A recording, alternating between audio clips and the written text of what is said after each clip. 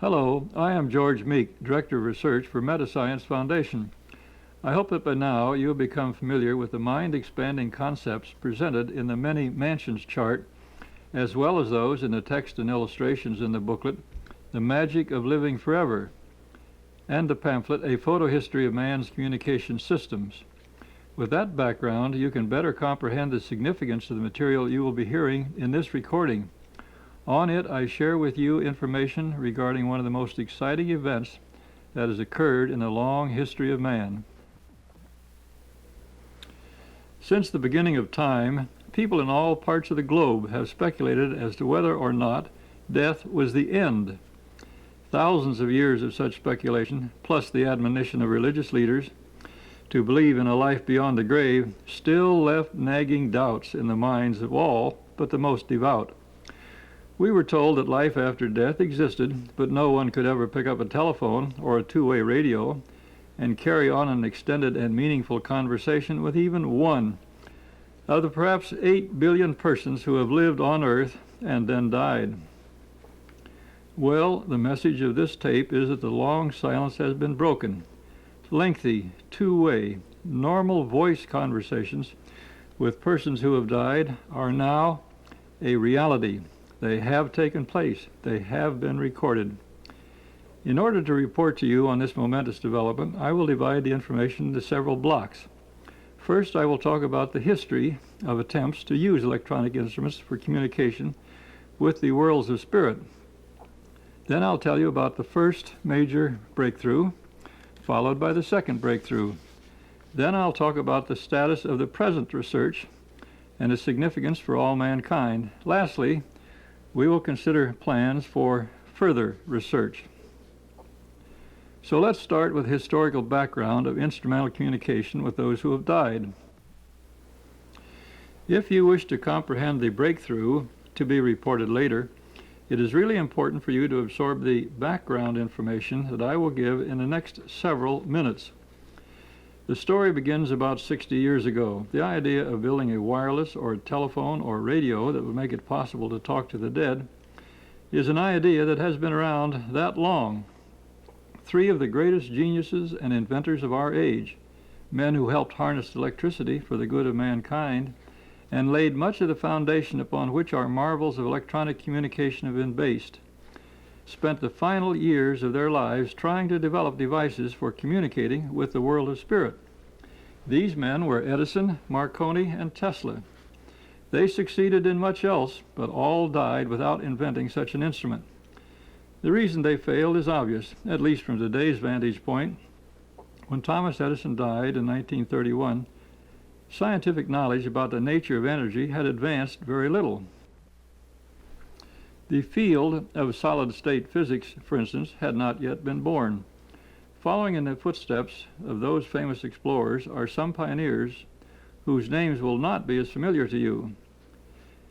In 1956, two men in California, a photographer named Attila von Zale and a writer named Raymond, began the era of what has become known as EVP, Electronic Voice Phenomenon. They recorded on magnetic tape some paranormal voices that should not, logically, have been there. Bayless reported their experiments in the Journal of the American Society of Psychical Research in the winter of 1959. The announcement made hardly a ripple. Not a single person contacted either the society or the researchers to inquire about their work. But across the Atlantic, things were about to heat up in the field of EVP research. In the summer of 1959, a Swedish film producer by the name of Fredrik Jurgensen came up with some extra voices on his recordings as he was trying to capture bird songs on the tape in the countryside. Amidst the bird songs, he heard a faint human voice, a male voice speaking Norwegian, saying something about bird voices of the night. Like anybody in that situation would, Jurgensen wondered if the voices weren't just stray radio signals. But the more he listened carefully to his tapes, the more voices he detected that could not be explained as radio transmissions. The voices included some personal messages such as, "Friedrich, you are being watched." And a few weeks later, he recorded what he recognized to be the voice of his mother, who had died 4 years earlier, saying in German, "Friedel, my little Friedel, can you hear me?" Jurgensen continued his experiments and published a book about them in 1964. In addition to using the tape recorder with a microphone, he experimented with making recordings from the radio, then studying them to see if he could detect extra voices. His book was read by Dr. Konstantin Raudive, a psychologist and author of books on philosophy who lived in Germany. After visiting Jurgensen and listening to his tapes, Raudive decided to experiment himself in order to answer the question of whether the voices were somehow connected with Jurgensen's particular personality. For 3 months, Raudive could detect nothing paranormal on his tapes. Then he heard a whispered, "That is correct," in the Latvian language. This was in response to his remark that spirit world inhabitants, like those on Earth, might face certain limitations. Raudive was encouraged, and he went on to collect a huge number of voice recordings. By the time he published the first book on his work in 1968, he had recorded some 70,000 phrases. Also, he had added some new techniques. He learned that if he tuned his radio to the so-called white noise between the stations, the tapes recorded at those wavelengths would contain voices. Word of Dr. Raudive's work spread, and scientists and engineers in Europe tried to duplicate his experiments. One of those was Alex Schneider, a Swiss physicist who helped Raudive develop a new method of recording. The two discovered that voices not heard by the human ear at the time of the recording could be detected on the tape when it was played back. Other pioneers who cooperated with Raudive included Theodor Rudolph, a high-frequency engineer who worked for the Telefunken firm. Rudolph developed his own recording device called a goniometer. Another colleague of Dr. Raudive was Dr. Franz Seidel, an electronics engineer in Vienna who developed a device he called a psychophone. Engineers and scientists were not the only people to become interested in experimenting with electronic voice phenomenon. Many lay people did also after reading Raudive's book.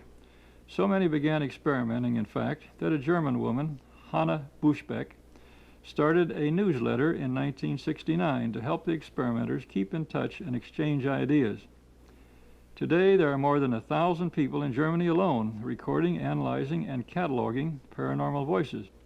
One parish priest in Switzerland, Father Leo Schmidt, has recorded thousands of phrases, and that is only in Europe.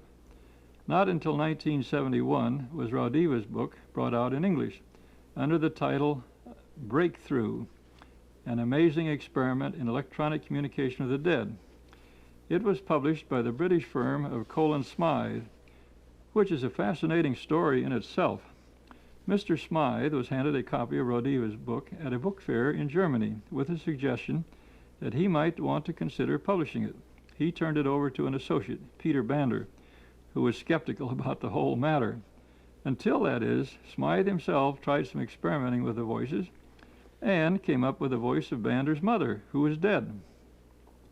The two publishers decided to have Raudive brought to England so that his tapes and his methods could be checked out by scientists and engineers under controlled conditions.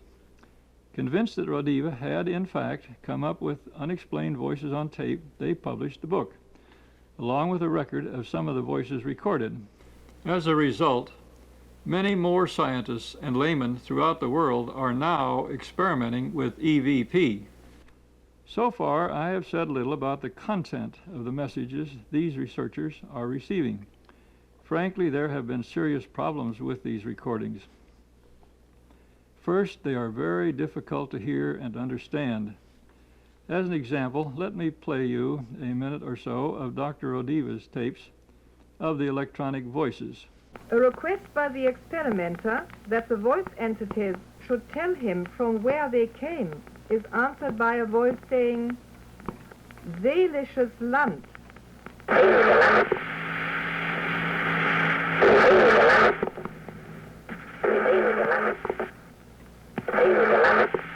German, land of the soul.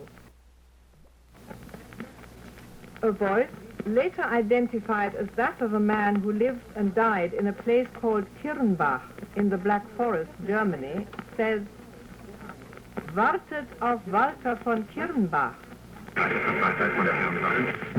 Wartet auf Walter von Kirnbach. See what I mean? For one thing, you've probably noticed that the voices are about twice the speed of normal human speech, and that they have a rhythm different from ours.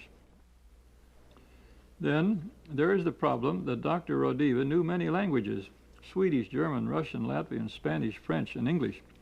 Some critics of his work have reasoned, therefore, that what may actually be just stray sounds he declared to be a meaningful phrase spoken in a language many other researchers would not understand. However, in 1981, our spirit communicators gave us what we consider the correct explanation of multiple voices. They said that whenever an EVP researcher establishes an open channel to the spirit world, where there are many persons who want to communicate, it is as though several grab the microphone and all try to speak at the same time. What comes through is a mixture of words and phrases, often in different languages. Then there are the psychologists and experts in psychic phenomenon who have proposed some alternative explanations for the voices. The words and phrases could be just messages from the subconscious of the listener, they say, or from the subconscious of someone else, projected somehow onto the tape. One director of a nursing home in Germany, for instance, reported recording the voices of patients who were supposedly not conscious at the time. Most importantly, even if we assume that the voices on the tapes are those of people no longer living on Earth, we have to admit that what they have to say is rather trivial. A person may find reassuring evidence of life after death if he hears the voice of his mother, whom he knows to be dead. For the rest of us, the snatches of speech so far recorded on tape seem to have little value except to provide one more bit of evidence that life appears to continue on a different dimension after we die. Don't get me wrong. I'm not saying that Jurgensen, Raudive, and the other electronic voice experimenters were wasting their time. Far from it. The significant thing about their work is that they did take that first, most difficult step in communication with another level of existence. It was comparable to my own first step 57 years ago when I experimented with the only kind of radio equipment then available, a crystal of galena and a wire cat's whisker. At the time, it would have been almost impossible to convince me that clear, static-free radio communication would be feasible, and relatively soon, too. Within just my lifetime, we have progressed from that crude crystal set to TV broadcasts to our planet from space devices more than 1,000 million miles away. So it shouldn't be discouraging that Jurgensen and Raudive's communications with the worlds of spirit were at first very crude. That is simply the nature of scientific research. Techniques are perfected only with the passage of time. The quality of the voices on the tapes began to improve, but very slowly. Let me play for you now an excerpt from some of the tapes made in 1977 by Raymond, a hearing aid specialist in England. The German words following the comment by Mr. Cass are repeated a total of 3 times. Hello, we're still here. We're packing up now to go back to Bridlington. And if there's someone here who is with us... Der einzige Diebstahl, den man begrüßt. Der einzige Diebstahl, den man begrüßt. Der einzige Diebstahl, den man begrüßt. You'll agree that is a little easier to make out. I personally became involved in EVP research in 1971 with a friend who is an electronic engineer and an inventor with more than 80 patents to his credit. He and I opened a small laboratory in Philadelphia.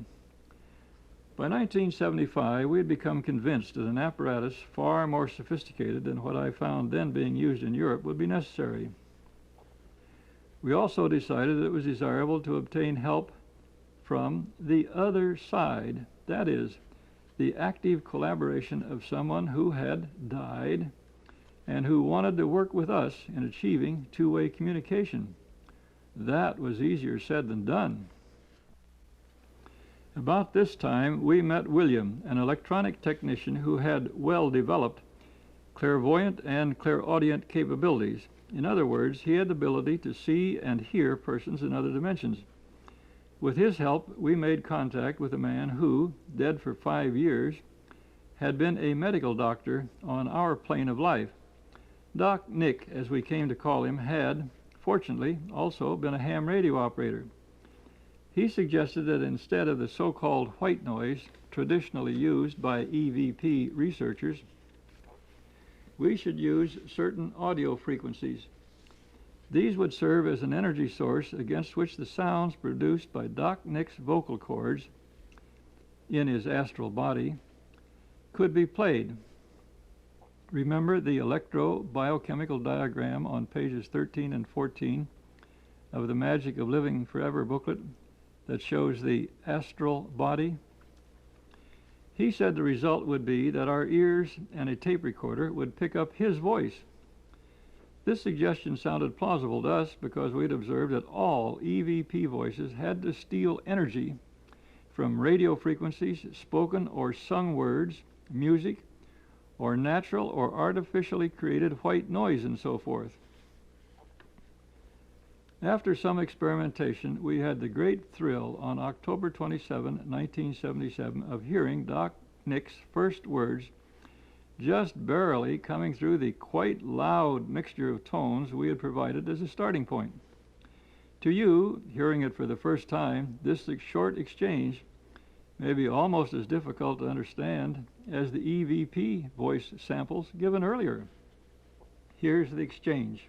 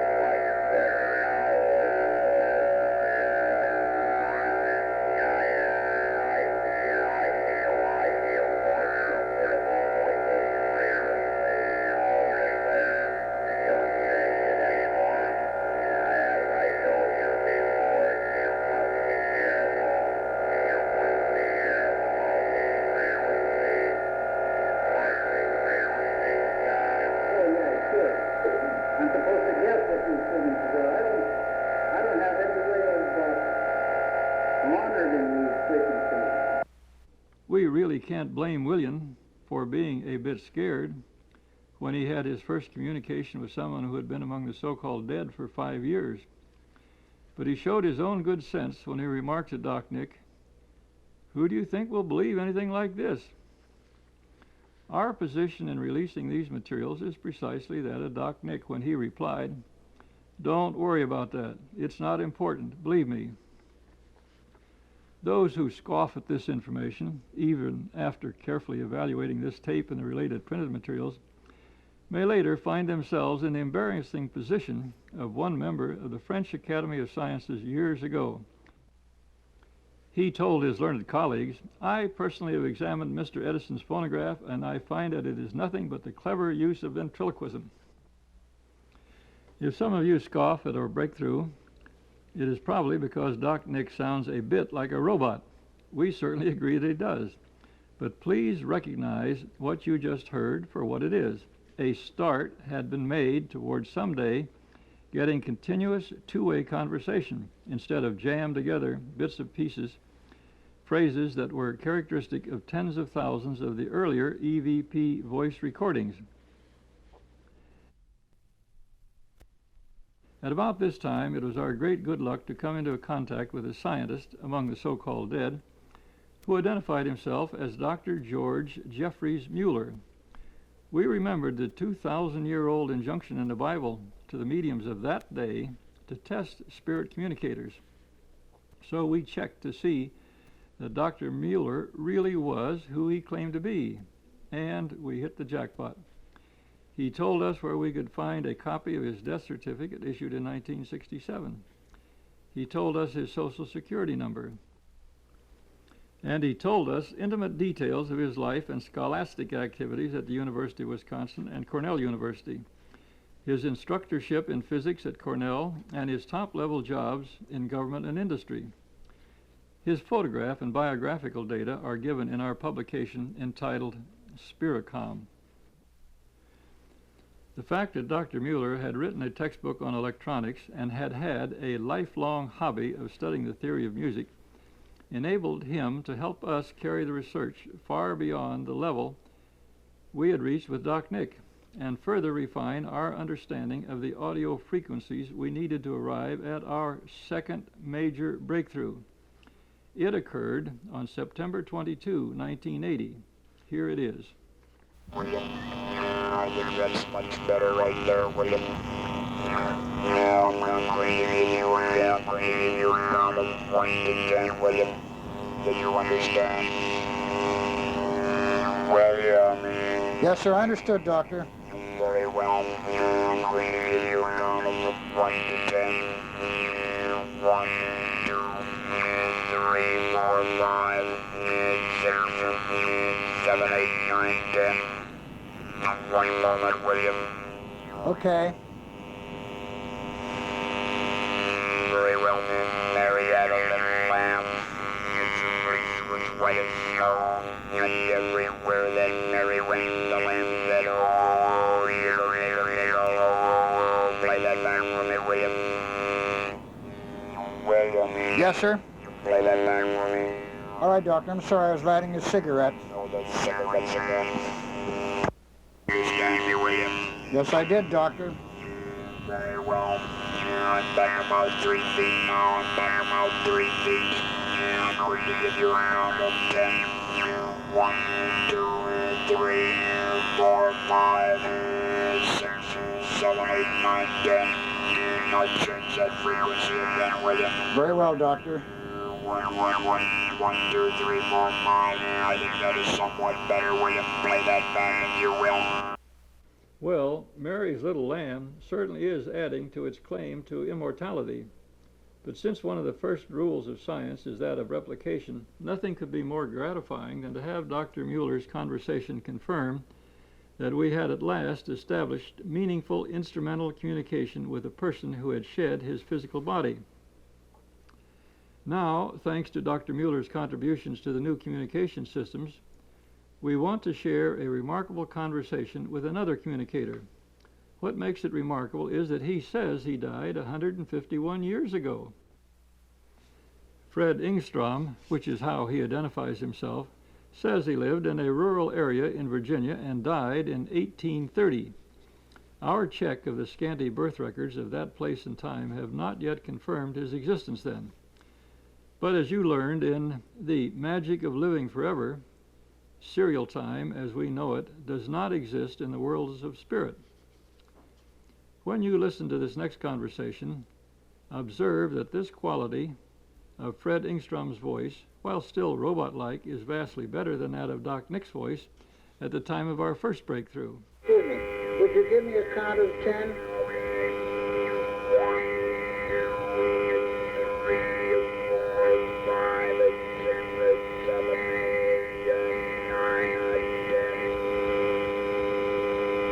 Yeah?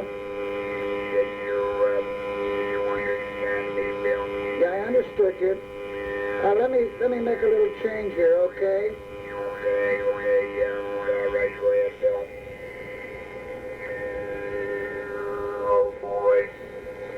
What's the matter?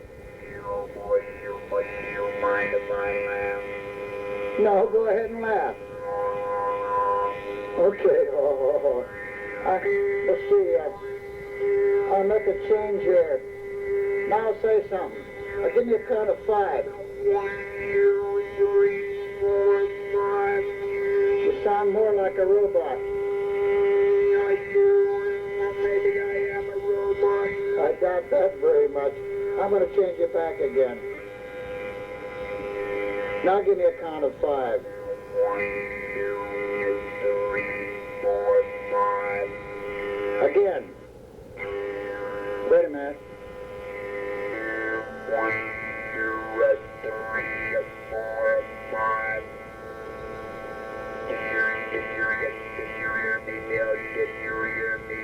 Yeah, I heard you. Wait a minute. Now give me another count of 5. 1, 2, 3, 4, and 5. You might have find that man, I'm having fun. Oh boy. Okay. Wait a minute now. Yeah, honey? Oh, okay, sweetheart. What did you say? I was talking to my wife. Oh, that's right. You said you were married, oh boy. Okay. Oh boy. I'm glad you have a sense of humor. Well, if you can hear me, you'll be able to hear that because I'll make a tape of it, okay? Okay, yeah, oh boy, that'll be fine. Oh boy. Oh boy, that's right, you mentioned, you said you were married. How long have you been married, Bill? About 8 years. Oh, well, I never did ask you how old you are. How old are you, Bill? I'm 63. Oh boy. I thought you were maybe in your 20s. You sound like you're in your 20s. Well, mentally, I feel like I'm in my 20s, but when I shave, my mirror says, "Who are you fooling, old man?" Yeah, I know what you mean. You're trying to find laughing again. Well, I'll tell you what, Bill, I'm going to have to go here real quick. Oh boy, yeah, I'm going to have to go right now. So I'll talk to you later, okay? Yeah, it's okay, Fred. Good night. Good night. The following examples of Dr. Mueller's voice are taken from many hours of two-way conversations with him, some of which lasted for half an hour or more. These tapes represent the present limited capability of the electromagnetic etheric device we call Spiricom, a word coined by taking portions of the two words spirit and communication. This particular device is called Spiricom Mark IV. The great value of the technical assistance given by Dr. Mueller is dramatically shown by this next excerpt, taken from a Spiricom conversation in April 1981. Near the start, he gives his reactions to one of the audio frequencies and then proceeds to pinpoint an electronic circuit problem on the video apparatus on which he and William were working.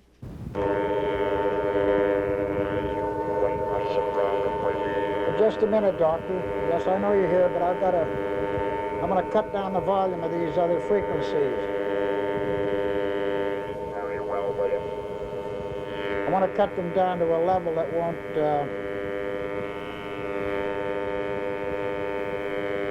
I'm not sure, William, but, I don't feel comfortable with that one frequency. What's that again, Doctor? I said I'm not we'll see. Maybe we can change it later on, Doctor. Very well. Oh, yes, William. Yes? I think the big problem with this Spiricom where we're in. VIDICOM? Oh, you mean VIDICOM? Oh, yes, William, I'm sorry, Vidicom. I think the problem is I know that you were quite thrilled with the fact that you had an image on your television receiver.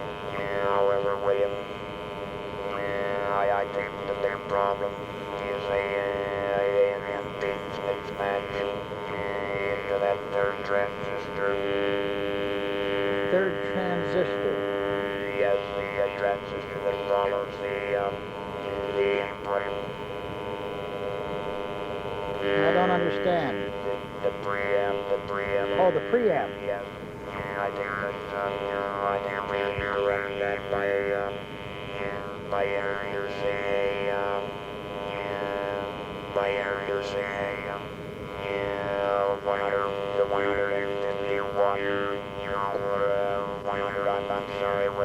150 ohm watt resistor in parallel with a 0.0047 microfarad ceramic capacitor. I think we can overcome that impedance mismatch. Oh boy, I'll have to get the schematic. I'd rather mark it on the schematic, Doctor. Very well. Schematic's over there in the file. Very well. Oh, yes, William, and one other thing. Yes? Yes, Doctor? I hope you noticed how very specific Dr. Mueller was in pinpointing the problem on the experimental video device on which he and William were working. He said the problem lay near the third transistor in the preamp unit. The problem was an impedance mismatch and could be corrected by using a 150 ohm half-watt resistor in parallel with a 0.0047 microfarad ceramic capacitor. What better proof could science want that Dr. Mueller's mind, memory banks, and personality are still alive and functioning in a useful and most dramatic way? And now we share an excerpt in which they further discuss our VIDICOM research project. Incidentally, the problems of developing a workable VIDICOM system seem even more monumental than those of perfecting Spiricom. What's that again? A television set with a metal screen. I think we're getting magnetic field from the signal generator that we're using in conjunction with the input from the camera, from the television system. Do you understand, William? Yeah, I think, let's see. By the way, William, did you get that multifaceted crystal? No, I didn't, Doctor. I got that five-faceted from Edmunds. Edmunds. Who is Edmunds? Edmunds is a company, Edmunds Scientific. Oh, I understand. What were the results? Well, I inserted it in the lens of the camera, but all I got was a lot of crazy color lights, but I didn't get any imagery. Oh, I see. Well, very good. Well, I think if we follow this other procedure, William, I'm sure, well, I'm not absolutely sure, but I have a feeling that this will help clarify the image so that we can discern the features of the subject. We have the form, we have the face, we know it's a human form, however, we must be able to discern the facial features. Whether we can identify the subject, I don't know. Just a minute, William. What's that, Doctor? No, William, somebody I'm talking to here. Nathaniel. There's a fellow here, William. He says his name is Nathaniel. He says he knows you and you know him. Nathaniel? I don't know anybody by the name of Nathaniel. He says he knows you. I don't recall knowing anybody. You perhaps noted that Dr. Mueller turned aside from the microphone to talk with another spirit person standing in the lab. William was unable to see him visually or clairvoyantly, or to hear him clairaudiently. The spirit, who told Dr. Mueller his name was Nathaniel, seemingly could not talk through Spiricom. With Dr. Mueller as intermediary, William and Nathaniel discussed boyhood activities, including pranks, in which they had both participated more than half a century ago. The contacts with Dr. Mueller were sporadic. Days and even weeks would pass with no contact, even though William left the electronic equipment turned on. Then Dr. Mueller would pay an unexpected visit, like this one.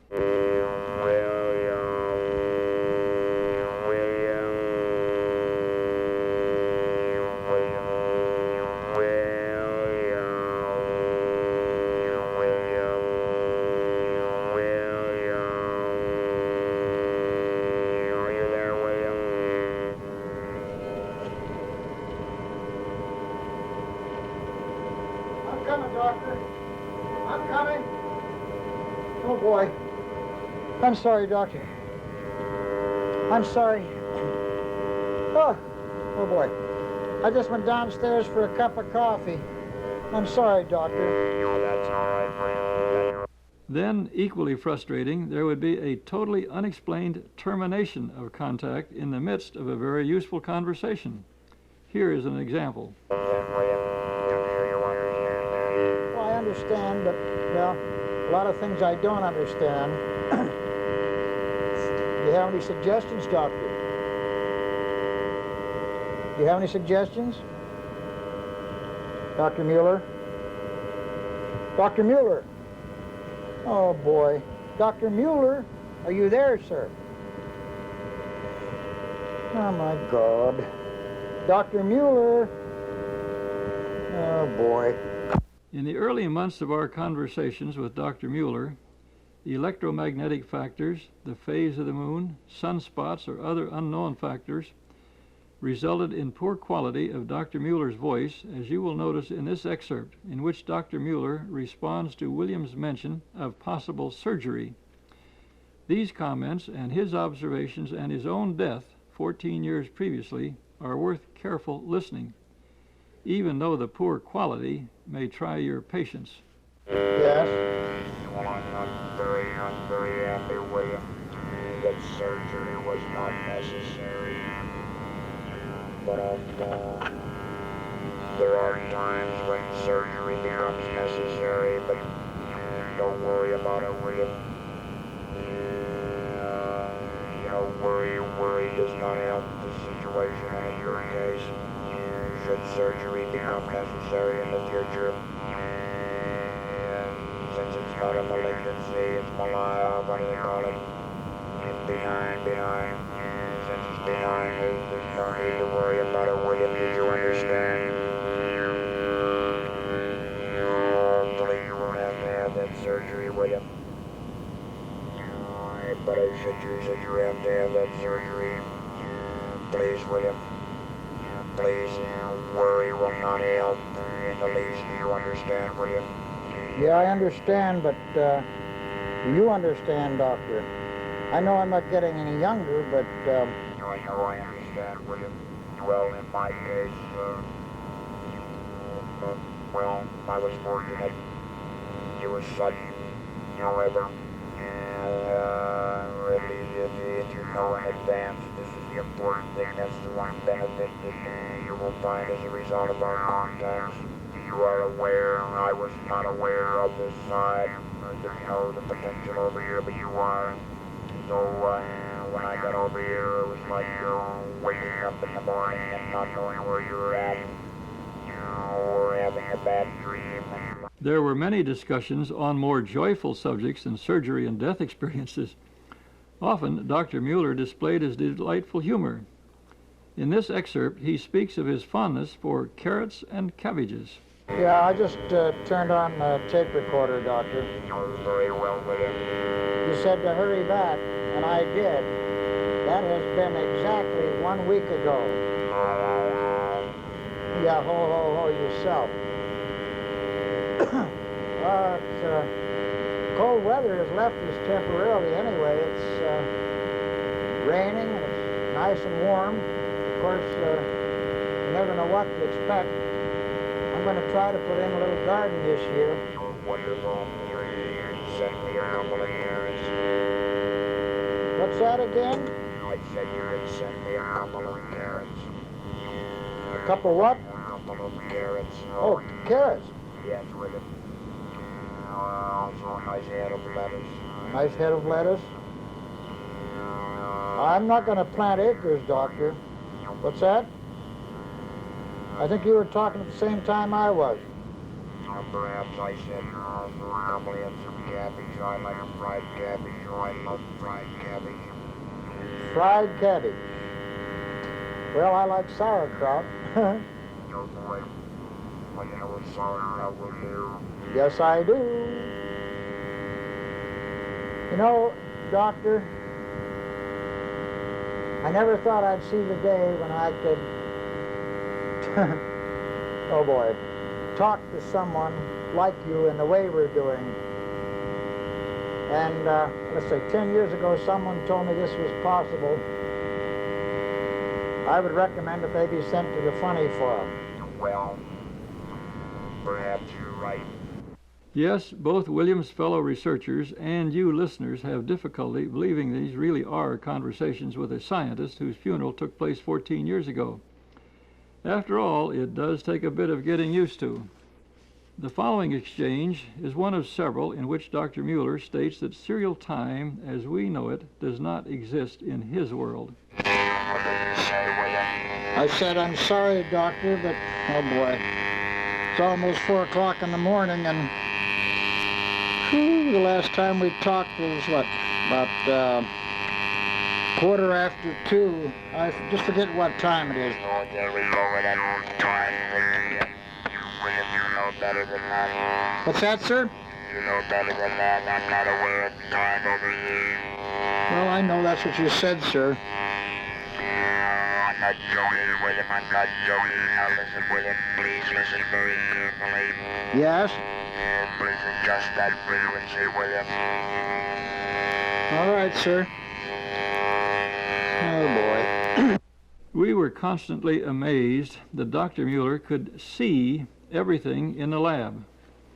Often we would lay out letters or magazine articles which he would proceed to read and then discuss the contents. Here he asks about a new instrument that has just been placed in the lab. Very well, William. What is that instrument there? Which one's that, sir? That little one there. Oh, the blue one? Yes. The blue one, sir? Yes, William. That's a biofeedback, sir. Biofeedback unit. Oh, are you having nerve problems, William? No, sir, you know. You know what that's for, sir. Oh, I'm just joshing, William. I'm just joshing. Let's get on with it. During our years of working with persons in the world of spirit, we have learned that most great inventions are conceived in the mental and causal levels of consciousness and then implanted in the mind of a person called an inventor. We refer to this process as intuition. Our Spiricom device has exciting potentials in this area.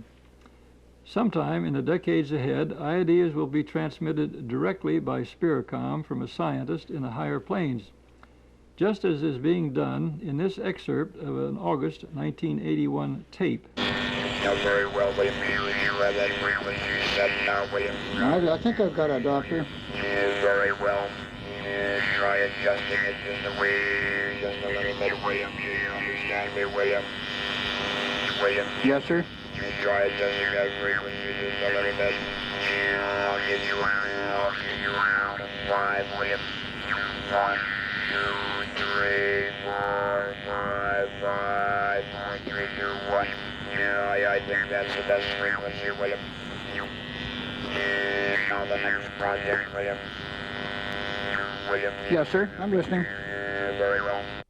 And the next project, William, is to eliminate, as you call it, the zombie-like sound of my voice. Now, we have long since discovered how that's right, Doctor. I'm sorry, sir. Please forgive me. That's all right, William. That's all right. All right, sir. No. In order to do that, we're going to have a more stable frequency. By more stable, I mean we're going to, with the AC frequencies in the background, we're going to have to find a way to eliminate the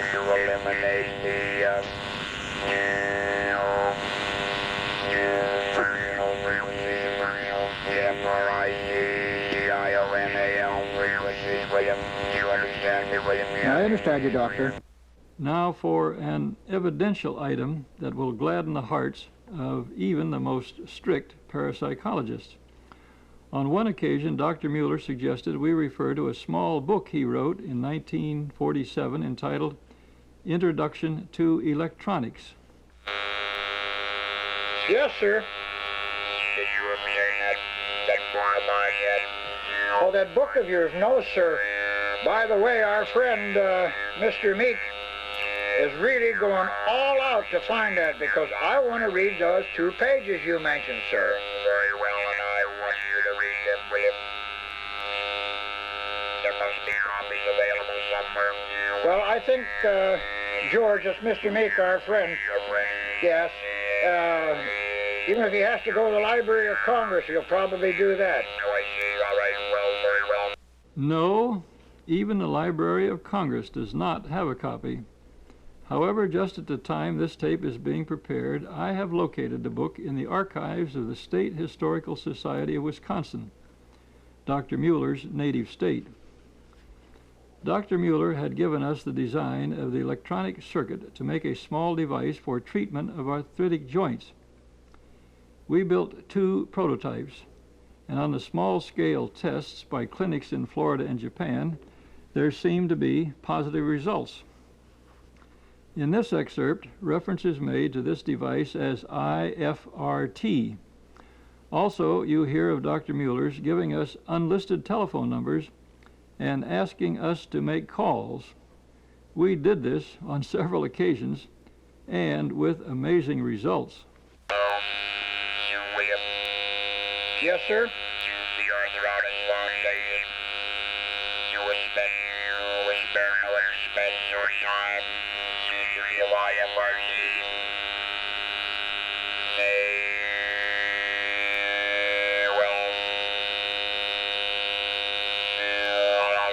I'll get back to you again about that. I'll give you another telephone number that you can call.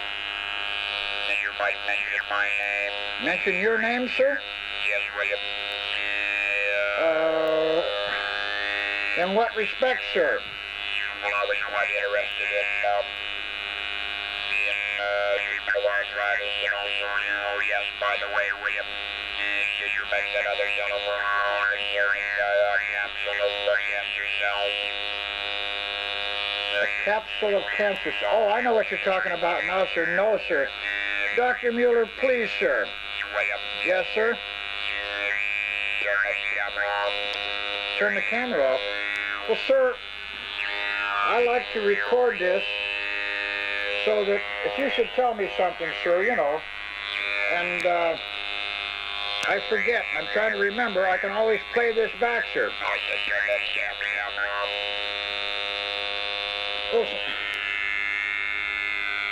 Oh, Dr. Mueller? Turn that camera off or our conversation is out of hand. Do you understand me, William? All right, sir. We have stated that the mind, memory banks, and personality survive death of the physical body. A facet of Dr. Mueller's personality, one which was of value in managing large and important research projects, clearly showed in the tone of his voice when requesting that the camera and sound be turned off so that he could make some highly personal statements to William. In excerpt number 6, Dr. Mueller mentioned VIDICOM, the name we use for our video research equipment. Work on this device continues very slowly, but here is a late 1981 conversation on VIDICOM. So,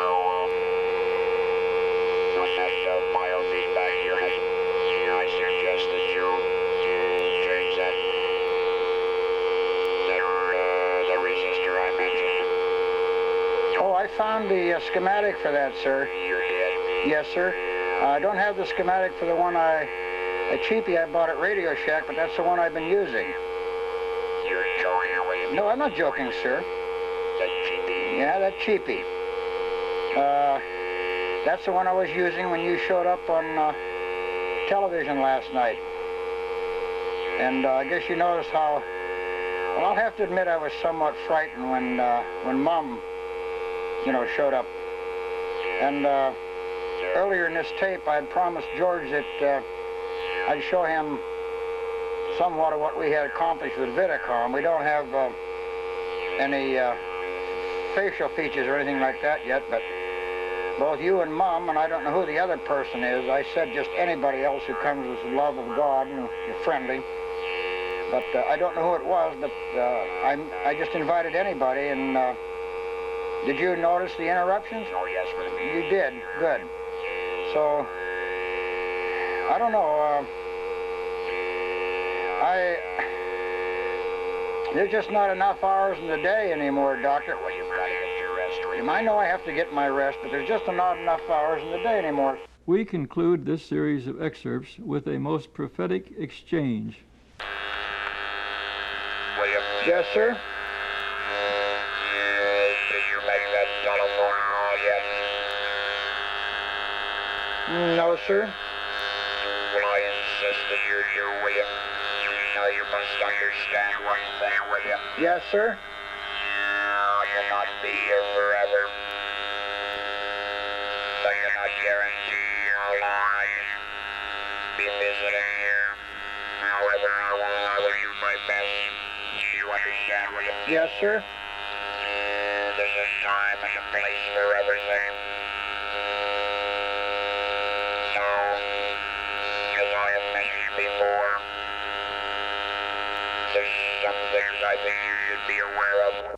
Dr. Mueller's statement that he would not be here forever was most prophetic.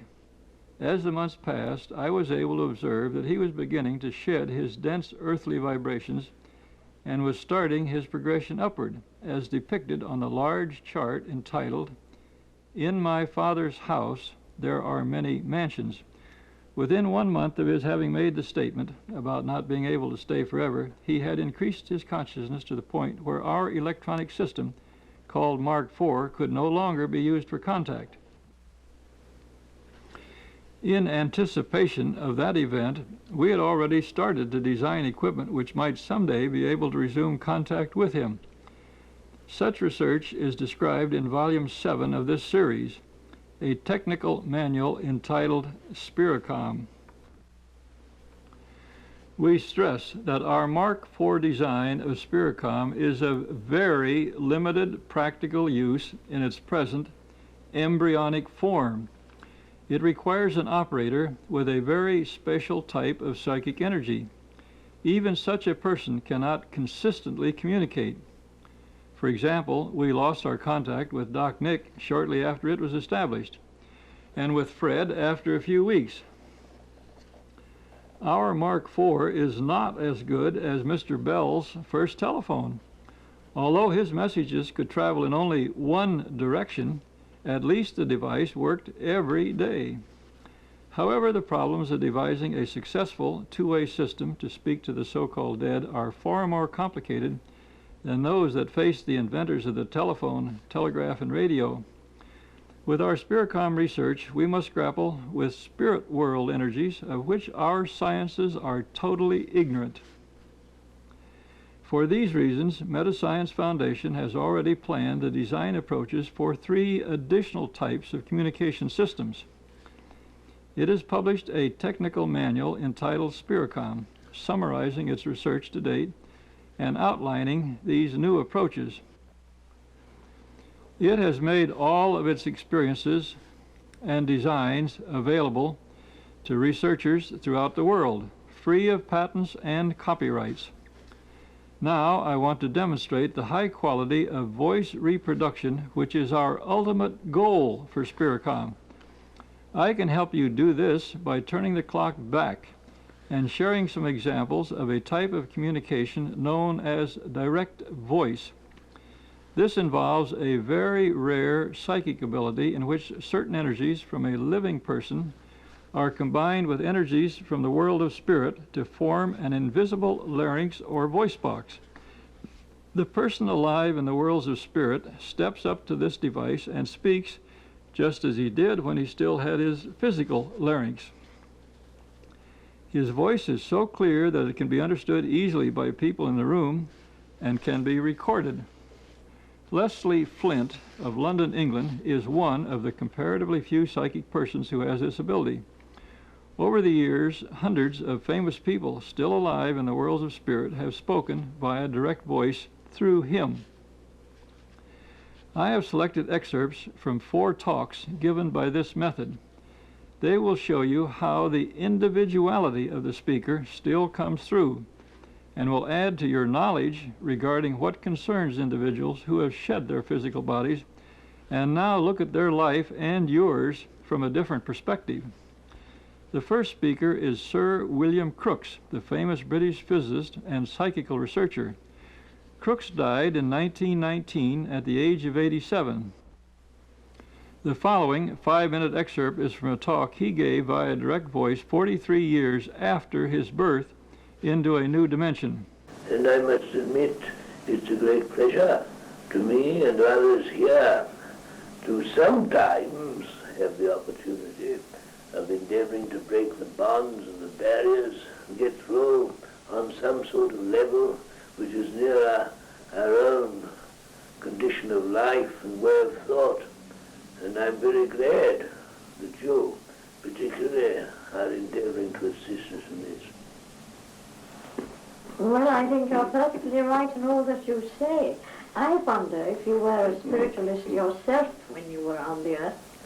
I most definitely was a spiritualist, and like a good many more spiritualists, I had my disappointments, and I must admit, looking back, that though it wasn't in a sense my desire to communicate with spirits on a material level, but I had to satisfy myself beyond any shadow of a doubt that it was possible, that it was true.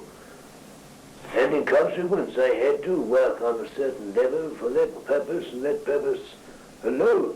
Because if I were to proclaim, which I did eventually proclaim, my sincere belief, not only my sincere belief, but my sincere knowledge and assurance of the truth of communication, I had to bring it down to a material level so that it could be proved to my satisfaction on a scientific basis.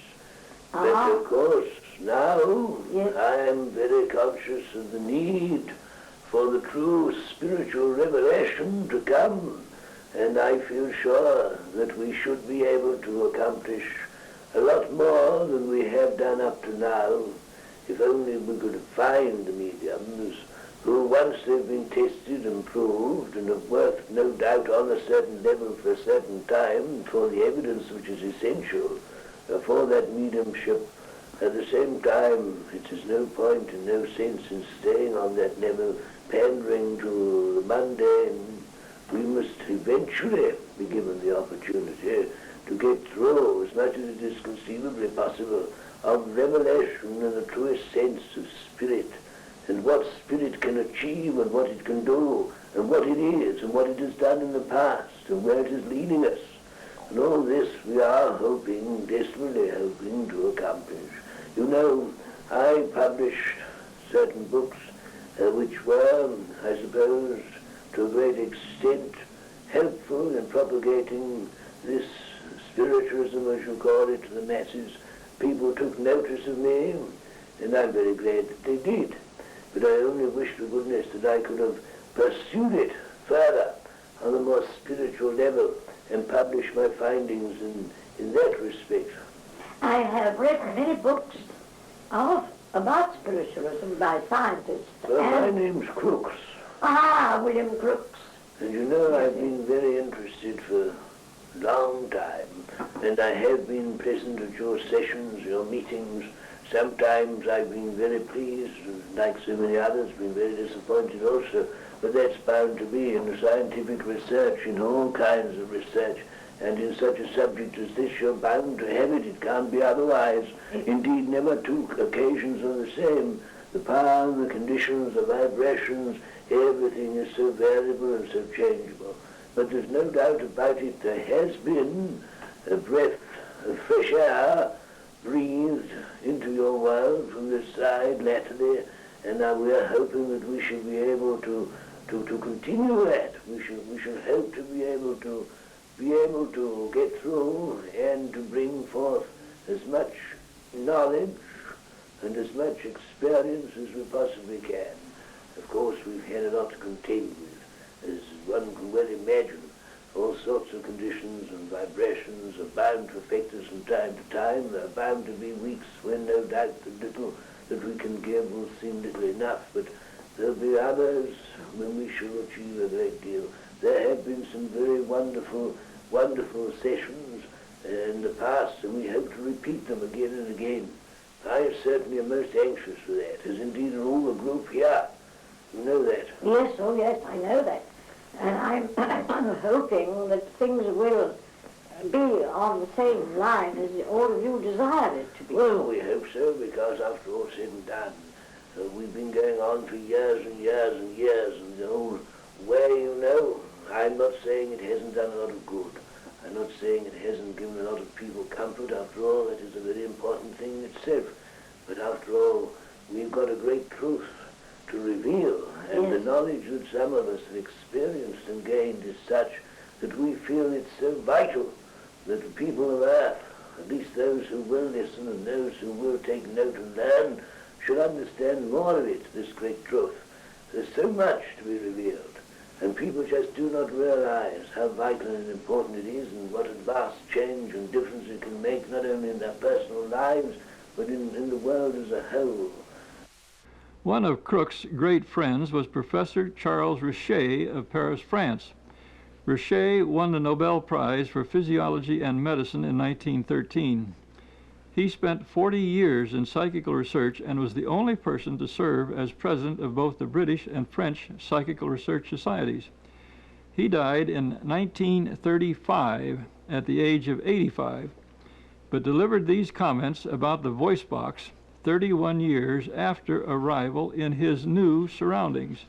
Oh, this voice box, it is just a term which I don't think has ever been properly explained, and quite frankly, I don't know that it is very possible for anyone to completely describe something which is by its very nature artificially created by the forces which emanate from the medium and the seaters and the conditions generally at the time of the souls. But this is a substance which, of course, in the first place is used and drawn from the medium, which really acts as an intermediary. Actually, certain people who are concerned with this, who I suppose you would call scientists of a kind, although not in the material sense, they utilize this power, this force, this vitality, which is a substance which to us can be solidified in such a way that we can mold and create in it certain vocal organs or reproduction of vocal organs which are similar, I don't say exactly,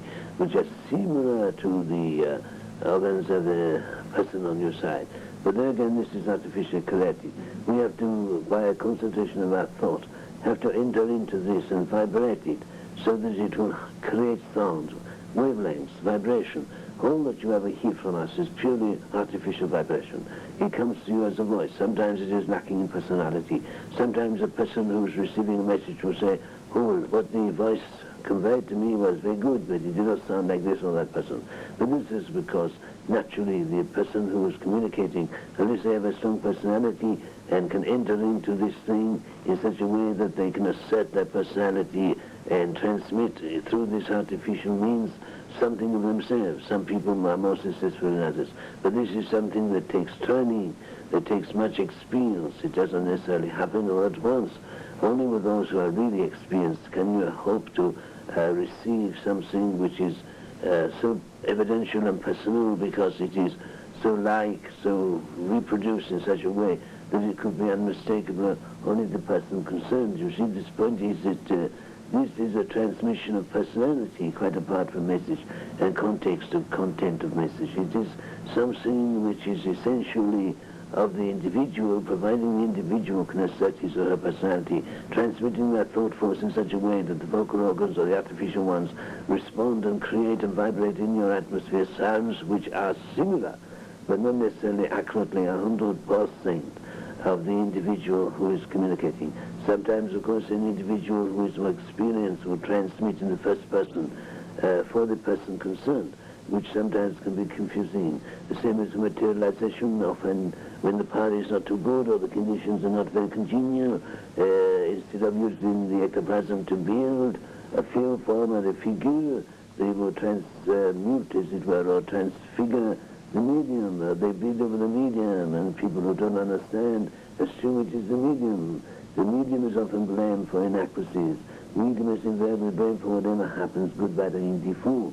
But actually, of course, it is not the medium's fault. The medium is merely a sensitized instrument by which we can use and create certain phenomena.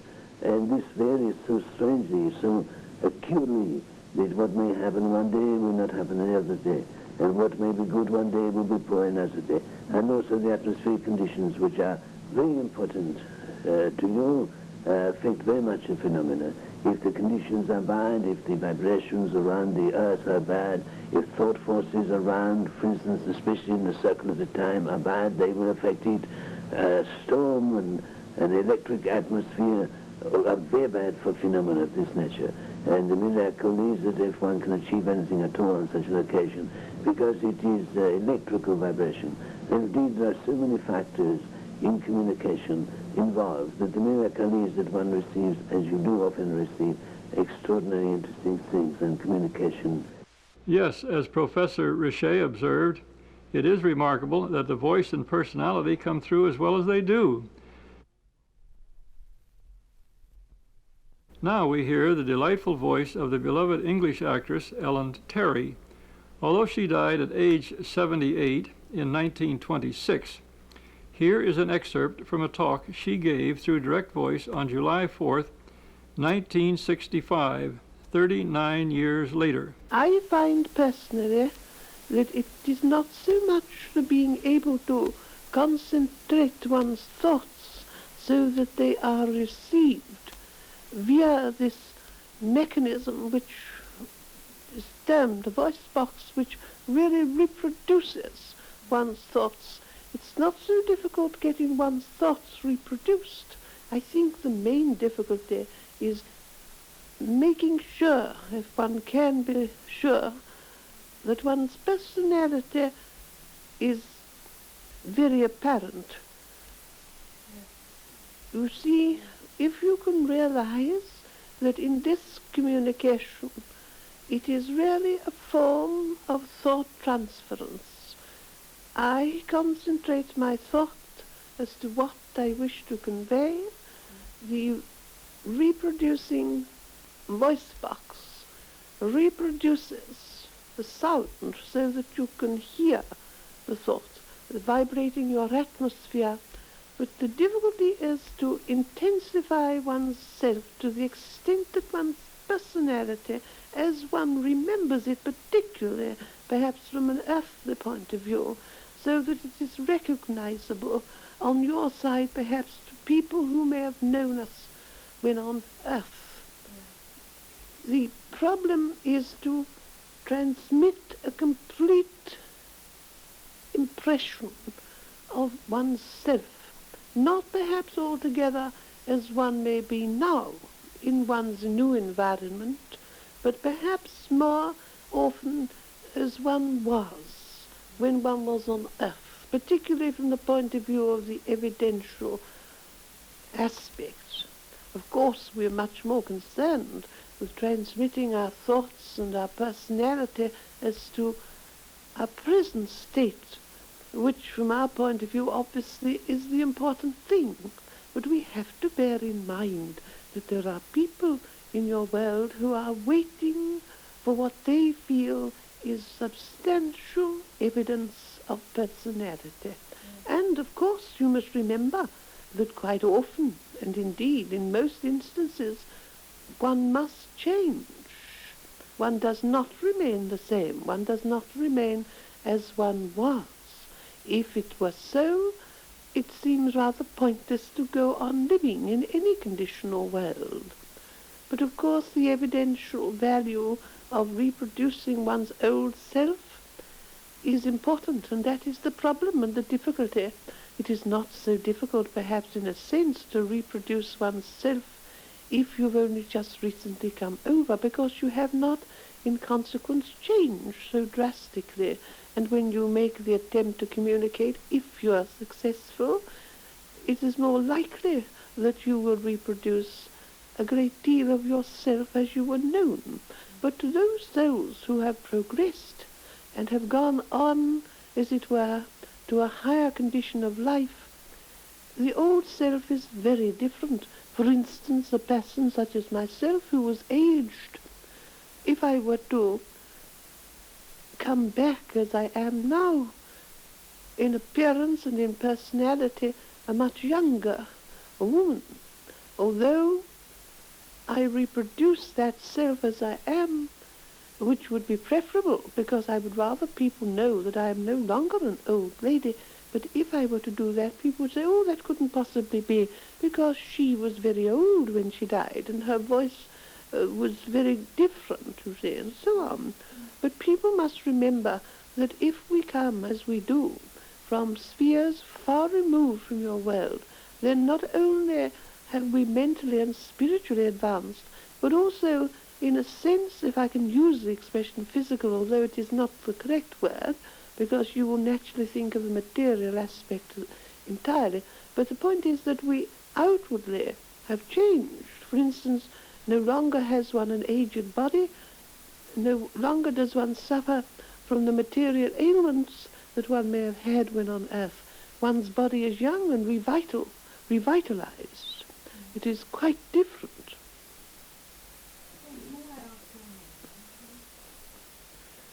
My name is Terry. Yes, you remember I have spoken to you before, and I'm tremendously interested and have been for a very long time, as no doubt you know, in all aspects of communication, and particularly am I anxious to be of assistance and help to those in your world who are seeking truth.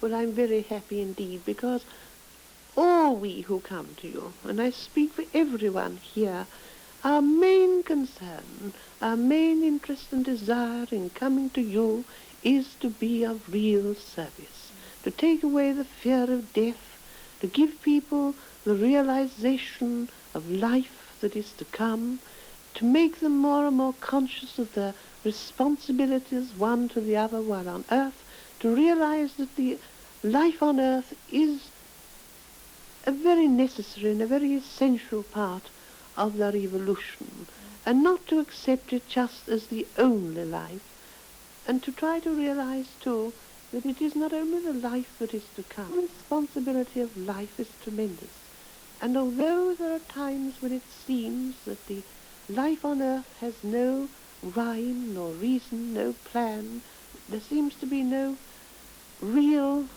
meaning or purpose behind everything in life, whether it is good or bad, whatever may happen to us or to those that we love or to the world, there is behind it all reason, there is purpose.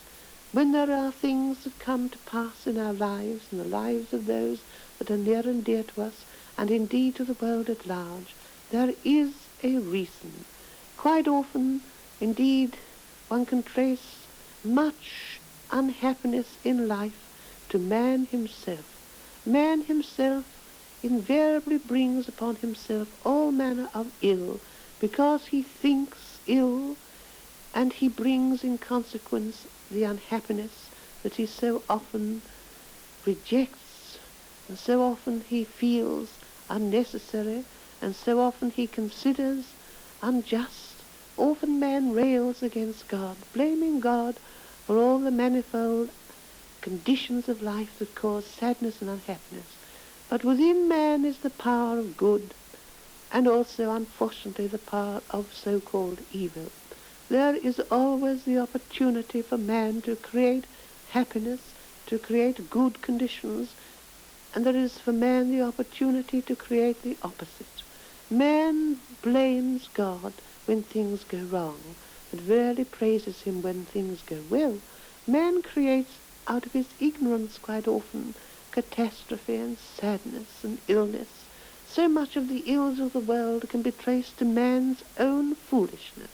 When man realizes this truth, when he realizes the great possibilities within himself to create a different world, where the thoughts that are predominant are good, and in consequence the acts that follow will be good, then there shall come into the world a new realization and a new way of life.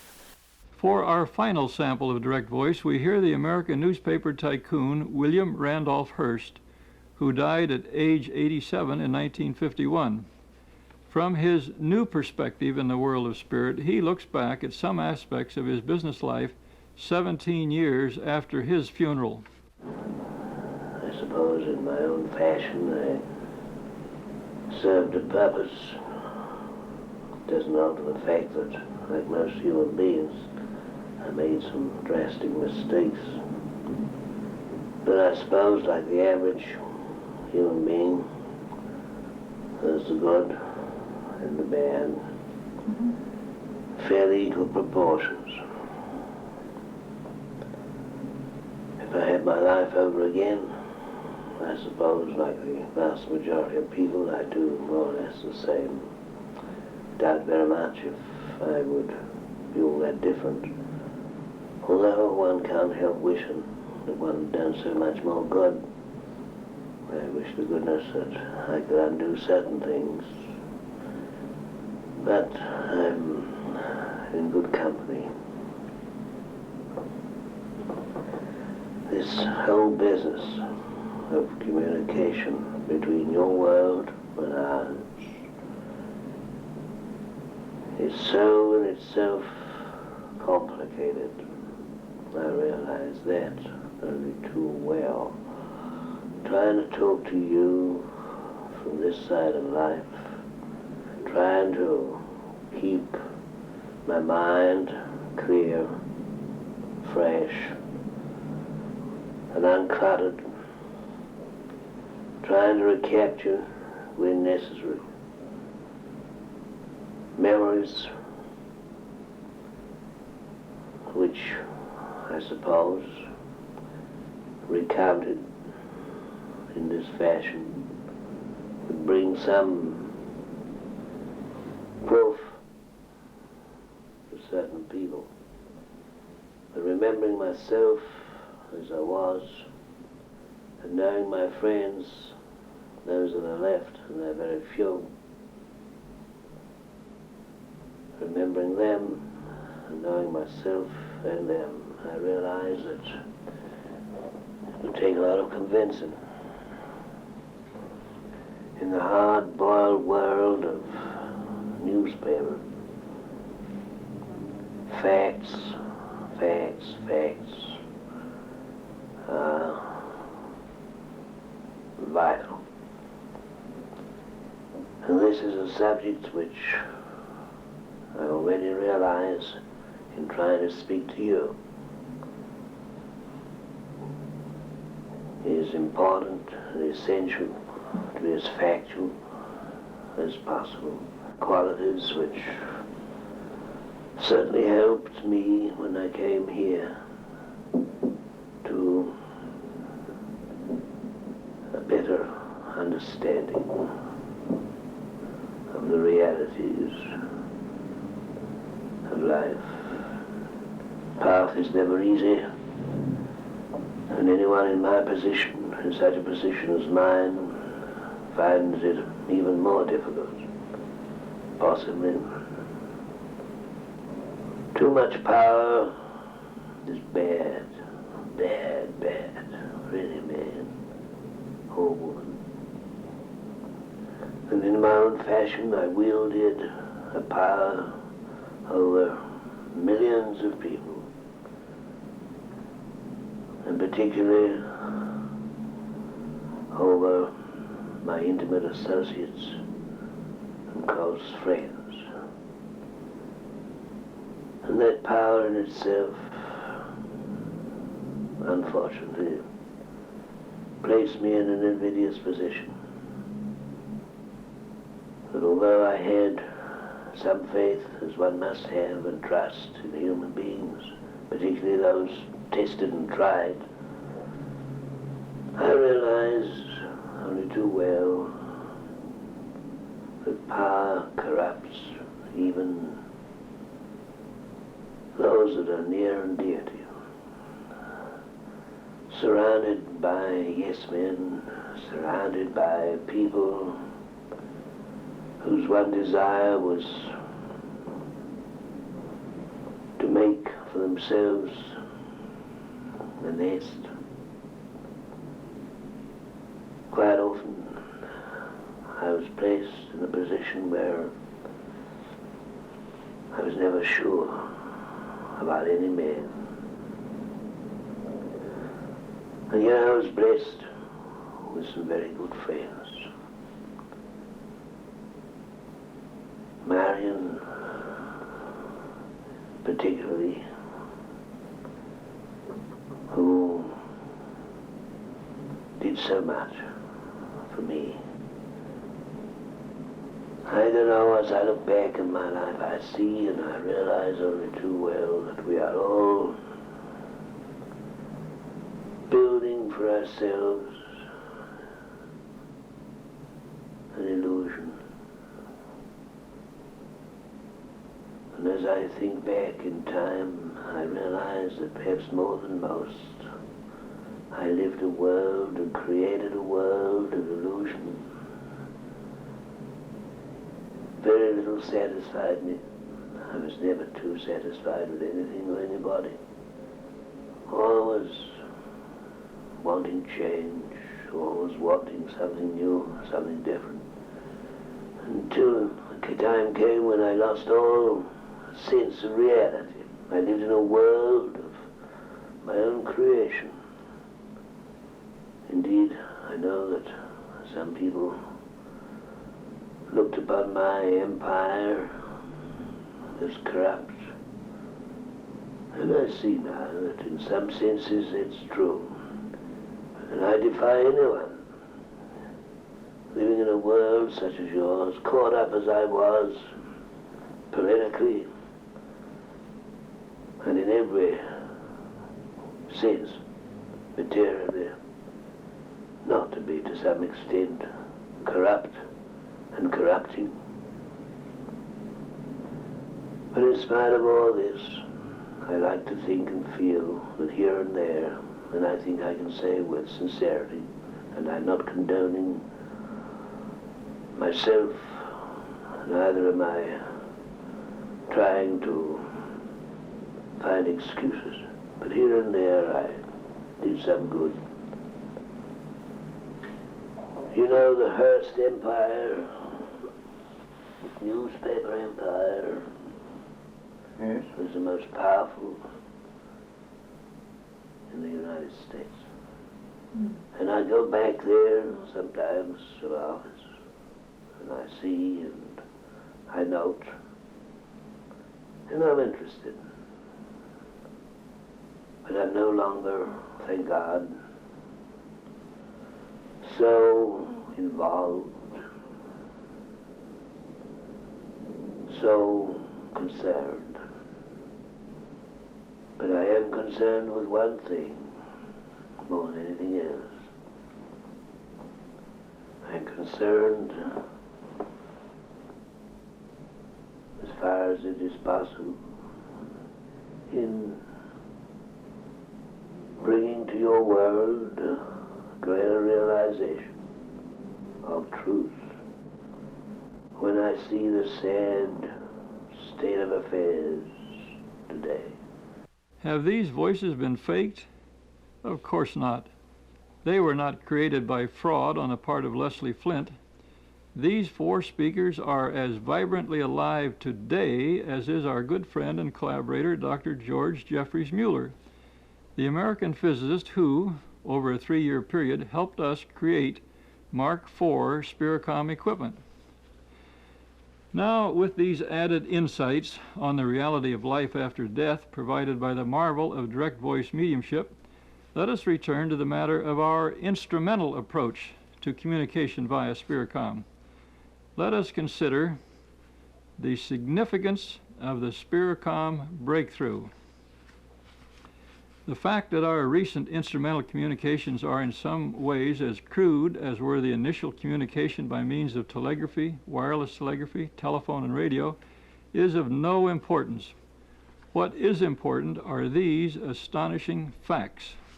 First, for the first time in mankind's history, it has been proven incontestably that death is merely a door to continuing life. Second, it is now certain that individual consciousness, what we often refer to as personality, continues to exist and function in a disease-free and pain-free environment. Third, the needless and destructive fear of death can be removed, as well as the deep concern over the passing of a loved one. Fourth, the taboo our culture has imposed on the whole subject of death can also be removed.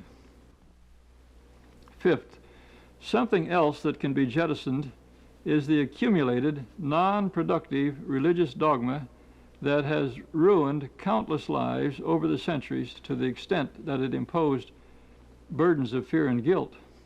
Sixth, the knowledge that the mind and soul transcend death of the physical body will help man begin to understand that it is his own thoughts and emotions that largely determine whether he will experience sickness or enjoy vibrant physical and mental health.